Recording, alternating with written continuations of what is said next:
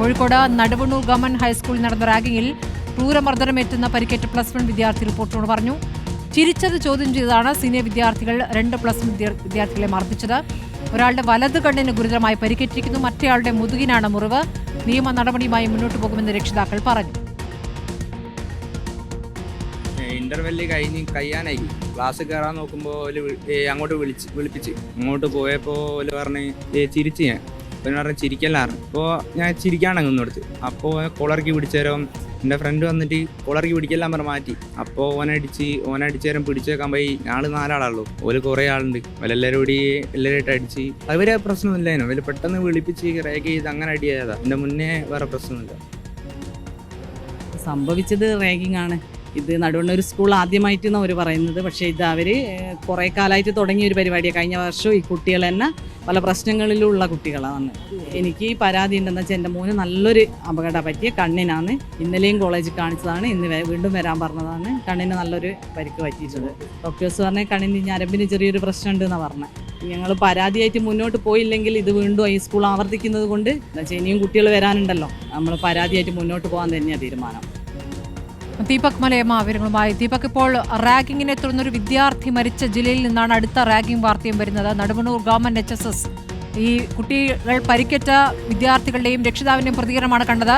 എന്താണ് സ്കൂളിന്റെ മറുപടി ദീപക്?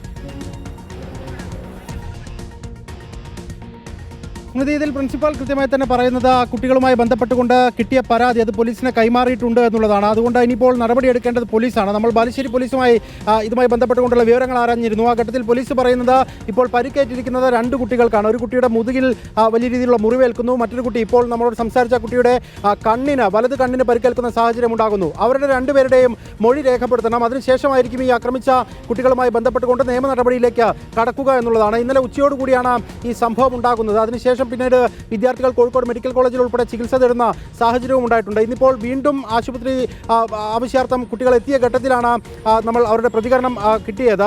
അതിൽ തന്നെ ആ കുട്ടിയുടെ കണ്ണിൻ്റെ ഞരമ്പുകൾക്ക് പരിക്കേറ്റിട്ടുണ്ട് എന്നുള്ളതാണ് ഡോക്ടർമാർ അറിയിച്ചിരിക്കുന്നത്. എന്ന് വെച്ചാൽ ക്രൂരമായ മർദ്ദനത്തിന് കുട്ടികൾ ഇരയായി എന്നുള്ളത് തന്നെയാണ്.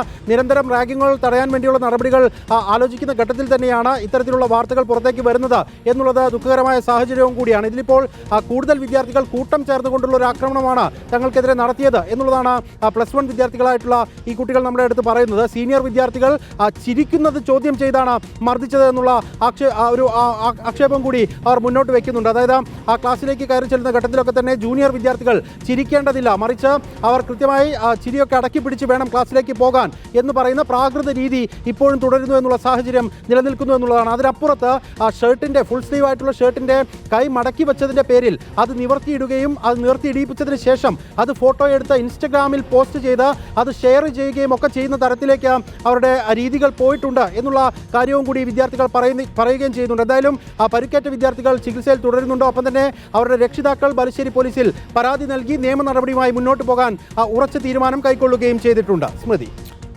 ശരി, ദീപക് മലയമ്മയാണ് കോഴിക്കോട് നിന്നുള്ള വിവരങ്ങൾ നൽകിയത്.